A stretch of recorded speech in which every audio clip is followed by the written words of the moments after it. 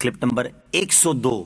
انشاءاللہ اس میں آپ قرآن پاک کی سورہ آل عمران کی آیت نمبر 5 سے 7 کی تلاوت، ترجمہ اور تفسیر قرآن صراط الجنان سنیں گے۔ بسم اللہ الرحمن الرحیم۔ ترجمہ: اللہ کے نام سے شروع جو نہایت مہربان رحمت والا ہے۔ ان اللہ لا يخفى علیہ شیء فی الارض ولا فی السماء۔ ترجمہ: بے شک اللہ پر کوئی چیز پوشیدہ نہیں، نہ زمین میں اور نہ ہی آسمان میں۔ ان اللہ لا یخفی علیہ شیء، بے شک اللہ پر کوئی چیز پوشیدہ نہیں۔ آسمان و زمین کی ہر چیز ہر وقت تمام تر تفصیلات کے ساتھ بغیر کسی کی تعلیم و خبر کے جاننا اللہ تعالیٰ کی صفت ہے۔ یہ وصف کسی بندے میں نہیں، کیونکہ مخلوق کو جو علم ہے وہ اللہ عز و جل کے بتانے سے ہے، اور وہ بھی متناہی اور قابل فنا ہے، یعنی اس کی کوئی نہ کوئی انتہا ہے اور وہ ختم بھی ہو سکتا ہے۔ نیز وہ تب سے ہے جب سے اللہ تعالیٰ نے بتایا، اور تب تک ہے جب تک اللہ عز و جل چاہے۔ ایسے علم کو علم عطائی کہتے ہیں، جیسے اللہ تعالیٰ نے حضرت ابراہیم علیہ السلام کے متعلق ارشاد فرمایا: وَكَذَلِكَ نُرِي إِبْرَاهِيمَ مَلَكُوتَ السَّمَاوَاتِ وَالْأَرْضِ۔ ترجمہ: اور ہم یوں ہی ابراہیم کو آسمانوں اور زمین کی بادشاہت دکھاتے ہیں۔ اس آیت میں حضرت ابراہیم علیہ السلام کو مشاہدہ ارض و سما کے ذریعے علم عطا کیے جانے کا ذکر ہے۔ هو الذي يصوركم في الأرحام كيف يشاء لا إله إلا هو العزيز الحكيم۔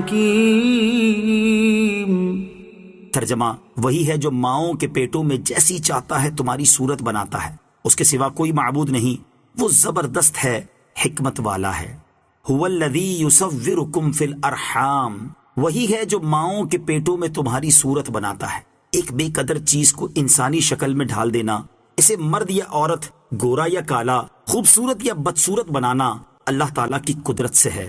ماں کے پیٹ میں بچے کی شکل بنانا، اس میں روح پھونکنا، اس کی تقدیر لکھنا، یہ سب کچھ فرشتہ کرتا ہے۔ لیکن فرشتہ چونکہ اللہ تعالیٰ کے حکم اور اختیار سے کرتا ہے، لہٰذا فرمایا کہ اللہ عز و جل ہی ہے جو ماؤں کے پیٹوں میں تمہاری صورتیں بناتا ہے۔ چنانچہ حضرت عبداللہ ابن مسعود رضی اللہ تعالیٰ عنہ سے روایت ہے، نبی اکرم علیہ السلام نے ارشاد فرمایا: تم میں سے ہر ایک کی خلقت اس کی ماں کے پیٹ میں 40 دن تک جمع رکھی جاتی ہے، پھر وہ خون کے لوتھڑے کی صورت ہو جاتا ہے، پھر گوشت کی بوٹی کی طرح ہو جاتا ہے، پھر اللہ تعالیٰ ایک فرشتہ بھیجتا ہے جسے 4 چیزوں کا حکم ہوتا ہے۔ اس سے کہا جاتا ہے کہ اس کا عمل، رزق، دنیا میں رہنے کی مدت اور بدبخت کے سعادت مند ہونا لکھو، پھر اس میں روح پھونک دی جاتی ہے۔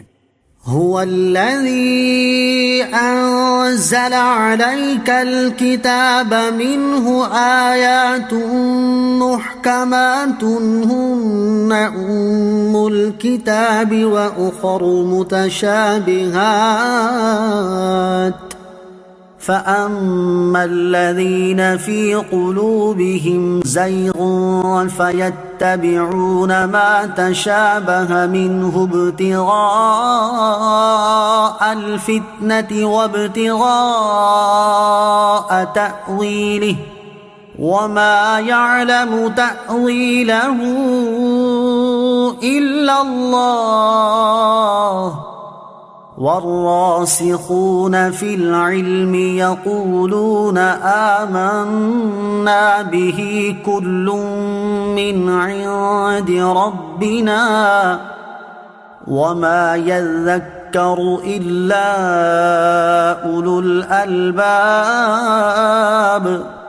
ترجمہ: وہی ہے جس نے تم پر یہ کتاب اتاری، اس کی کچھ آیتیں صاف معنی رکھتی ہیں، وہ کتاب کی اصل ہیں، اور دوسری وہ ہیں جن کے معنی میں اشتباہ ہے، تو وہ لوگ جن کے دلوں میں ٹیڑھا پن ہے، وہ لوگوں میں فتنہ پھیلانے کی غرض سے اور ان آیات کا غلط معنی تلاش کرنے کے لیے ان متشابہ آیتوں کے پیچھے پڑتے ہیں، حالانکہ ان کا صحیح مطلب اللہ ہی کو معلوم ہے۔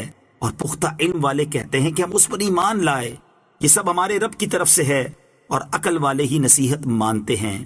آیات محکمات، صاف معنی رکھنے والی آیتیں۔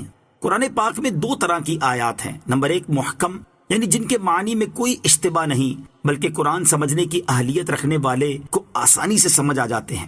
نمبر 2 متشابہ، یعنی وہ آیات جن کے ظاہری معنی یا تو سمجھ ہی نہیں آتے، جیسے حروف مقطعات، یعنی بعض صورتوں کے شروع میں آنے والے حروف جیسے سورہ بقرہ کے شروع میں الف لام میم ہے، اور یا متشابہ وہ ہے جس کے ظاہری معنی سمجھ تو آتے ہیں لیکن وہ مراد نہیں ہوتے، جیسے اللہ تعالیٰ کے لیے ید یعنی ہاتھ اور وجہ یعنی چہرے والی آیات، ان کے ظاہری معنی معلوم تو ہیں لیکن یہ مراد نہیں، جبکہ ان کے حقیقی مرادی معنی میں کئی احتمال ہو سکتے ہیں، اور ان میں سے کون سا معنی اللہ تعالیٰ کی مراد ہے یہ اللہ عز و جل ہی جانتا ہے، یا وہ جسے اللہ تعالیٰ اس کا علم دے۔ پہلی قسم یعنی محکم کے بارے میں فرمایا کہ یہ کتاب کی اصل ہیں، یعنی احکام شریعہ میں ان کی طرف رجوع کیا جاتا ہے اور حلال و حرام میں انہی پر عمل کیا جاتا ہے۔ الذین فی قلوبہم زیغ، وہ لوگ جن کے دلوں میں ٹیڑھا پن ہے۔ یہاں سے دو گروہوں کا تذکرہ ہے۔ پہلا گروہ گمراہ اور بد مذہب لوگوں کا ہے جو اپنی خواہشات نفسانی کے پابند ہیں اور متشابہ آیات کے ظاہری معنی لیتے ہیں، جو کہ صریح گمراہی بلکہ بعض صورتوں میں کفر ہوتا ہے، یا ایسے لوگ متشابہ آیات کی غلط تعویل کرتے ہیں۔ دوسرا گروہ سچے مومنوں کا ہے جو متشابہ آیات کے معانی کو سمجھے یا نہ سمجھے، لیکن وہ یہ عقیدہ رکھتے ہیں کہ محکم و متشابہ سارے کا سارا قرآن ہمارے رب عز و جل کی طرف سے ہے اور ہم اس پر ایمان رکھتے ہیں، اور جو معنی متشابہ کی مراد ہیں وہ حق ہیں اور اس کا نازل فرمانا حکمت ہے۔ کلپ نمبر 102، انشاءاللہ اس میں آپ قرآن پاک کی سورہ آل عمران کی آیت نمبر 5 سے 7 کی تلاوت، ترجمہ اور تفسیر قرآن صراط الجنان سنیں گے۔ بسم اللہ الرحمن الرحیم۔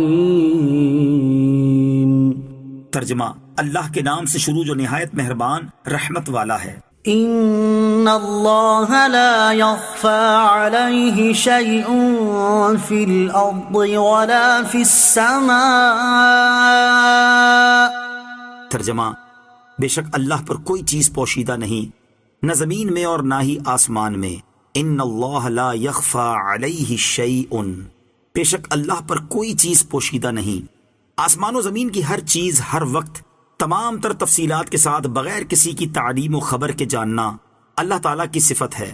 یہ وصف کسی بندے میں نہیں، کیونکہ مخلوق کو جو علم ہے وہ اللہ عز و جل کے بتانے سے ہے، اور وہ بھی متناہی اور قابل فنا ہے، یعنی اس کی کوئی نہ کوئی انتہا ہے اور وہ ختم بھی ہو سکتا ہے۔ نیز وہ تب سے ہے جب سے اللہ تعالیٰ نے بتایا، اور تب تک ہے جب تک اللہ عز و جل چاہے۔ ایسے علم کو علم عطائی کہتے ہیں، جیسے اللہ تعالیٰ نے حضرت ابراہیم علیہ السلام کے متعلق ارشاد فرمایا، وَكَذَلِكَ نُرِي إِبْرَاهِيمَ مَلَكُوتَ السَّمَاوَاتِ وَالْأَرْضِ۔ ترجمہ، اور ہم یوں ہی ابراہیم کو آسمانوں اور زمین